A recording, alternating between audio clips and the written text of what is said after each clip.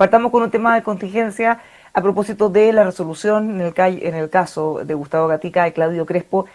Ha generado múltiples reclamos, quejas desde el mismo presidente que se ha manifestado desgarrado por una situación de impunidad que ha sido bien acompañada por su sector y muy criticada la ley Naín Retamal al mismo tiempo. ¿Cómo ve usted esas reacciones? En primer lugar, se nota que el presidente de la República no pasó ni un ramo o sea, no sé cómo pasó los ramos en derecho, porque aquí no hay una situación de impunidad. Aquí lo que hay es que no se cometió delito. Crespo no cometió delito, eso es lo que establece un tribunal, que está mucho más calificado que el señor presidente para evaluar la prueba por lo demás. El presidente, una vez más, viola principios constitucionales, así como lo hizo con la compra de la Casa de Allende y en otras circunstancias, apostando al desconocimiento legal de la inmensa mayoría y degradando las instituciones de la República.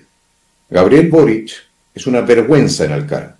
Lo ha sido durante todo su gobierno, desde el día 1, cuando trató de echarle la culpa al rey de España por no haber podido iniciar, o sea, por los problemas que tuvo en la asunción de su mandato, y donde se ganó con justificada razón el apodo del merluzo, en mi opinión.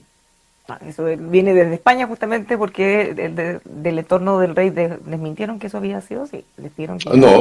No, efectivamente, ellos desmintieron que hubiese sido el rey el que había llegado tarde. Fue un problema del protocolo, por lo demás generado por la misma señora que después andaba dejando la escoba en Nueva Zelanda. ¿Se acordará? Se demoraron en sacarla, de hecho, a propósito de, no de eso, sino que ahora sus manifestaciones, una entrevista y una publicación en redes sociales de autodeterminación, o autogobierno más bien, de Rapa Nui. Entonces, ¿qué es lo que pasa con Gabriel Boric? Gabriel Boric no le dio el ancho para ser presidente, no le va a dar el ancho para ser expresidente, que significa una figura de autoridad, porque las figuras de autoridad se construyen, entre otras cosas, sobre la base del reconocimiento de la autoridad. Tú no puedes andar permanentemente siendo un agitador político. Y Gabriel Boric en las últimas semanas había avanzado algo, no mucho, pues, política exterior, menos mal que se estaba yendo, porque si no nos habría metido en un brete no menor con los Estados Unidos. ¿Ya?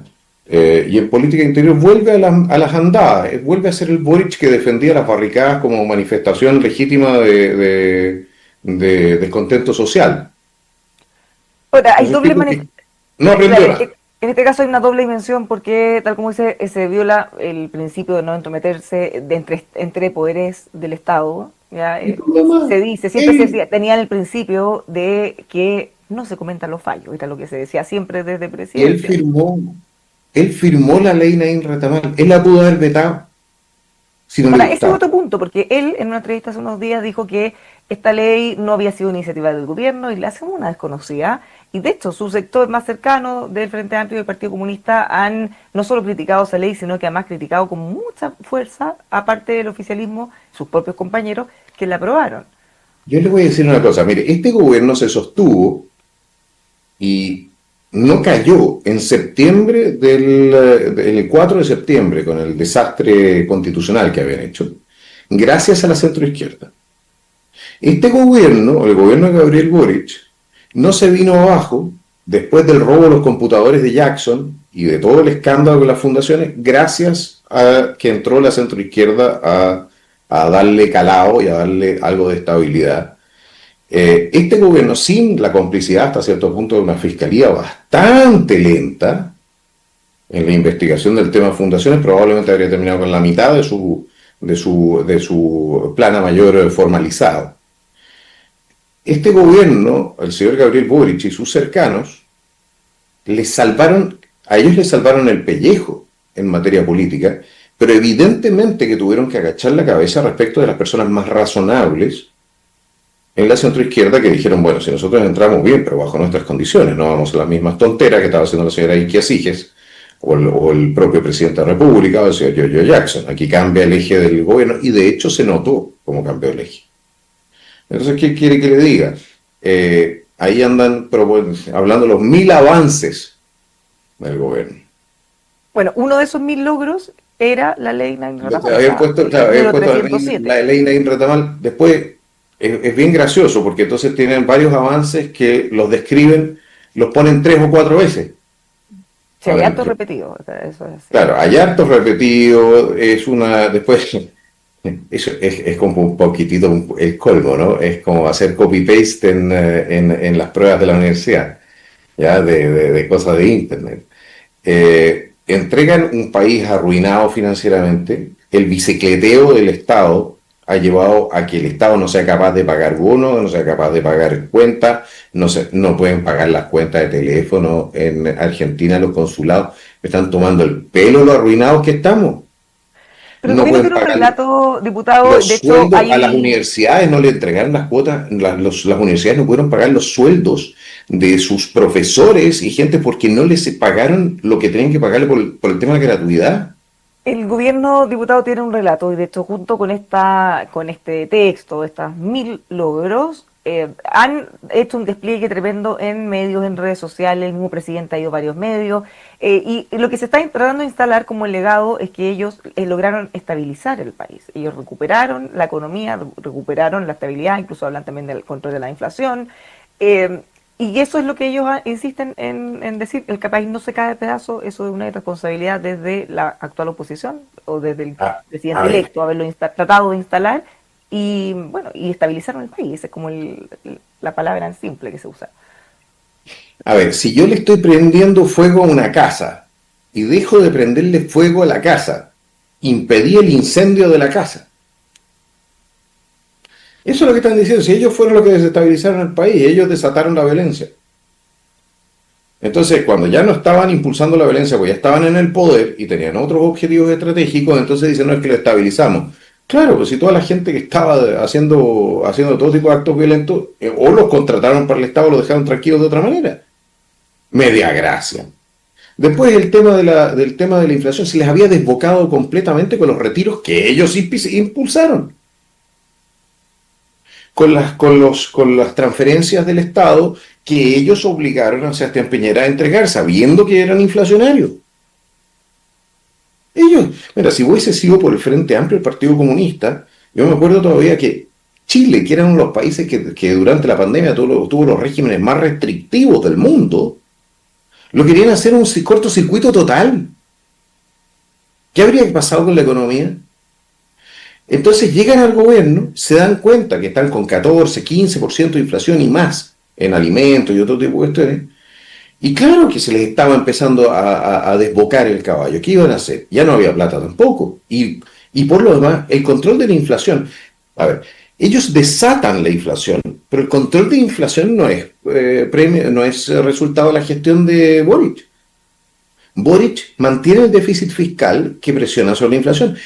Los que controlan la inflación es el Banco Central, que es el órgano autónomo, señor presidente, una cosa que usted tampoco tiene que haber pasado, son derechos políticos, un órgano autónomo que hizo la pega para la cual está diseñado.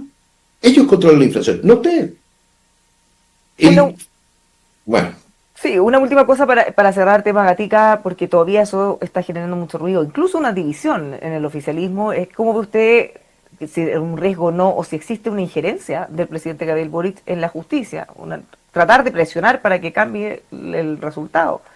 la izquierda está acostumbrada a presionar al Poder Judicial y sacar los resultados que quiere. Lo que pasa es que esta vez salió un resultado que no era el que quería. El Poder Judicial, y eso ha sido un tema muy recurrente en nosotros, hemos sido bastante insistentes en el tema, nosotros creemos que el Poder Judicial ha sido presionado políticamente durante mucho tiempo. Y a mí me parece muy bien que este tribunal haya dictado un fallo en derecho y no un fallo de la mano de lo que es la conveniencia política, ¿no? Ahora, también es cierto que cambiaron los aires. Hoy día la inmensa mayoría de los chilenos no quiere ver a sus policías presos. No los quiere ver apaleados, no los quiere ver muertos, como un cierto grupo de la extrema izquierda sigue queriendo. Usted ha sido muy crítico del Instituto Nacional de Derechos Humanos. De hecho, a propósito de este caso y otros que han sido absueltos carabineros, hay cientos de denuncias de casos que se han ido abriendo, que se acusa al Instituto Nacional de Derechos Humanos de no haber hecho al menos un filtro o algo que evitara tener esa tremenda cantidad de casos que finalmente no tenían mérito y que terminan todos desestimándose, pero que al tramitarlos se genera todo lo que hemos visto. El Instituto Nacional de Derechos Humanos fue parte de la ofensiva contra la institucionalidad. Sergio Mico mismo nos ha contado algunos pormenores de lo que era el tema dentro del propio Instituto Nacional de Derechos Humanos.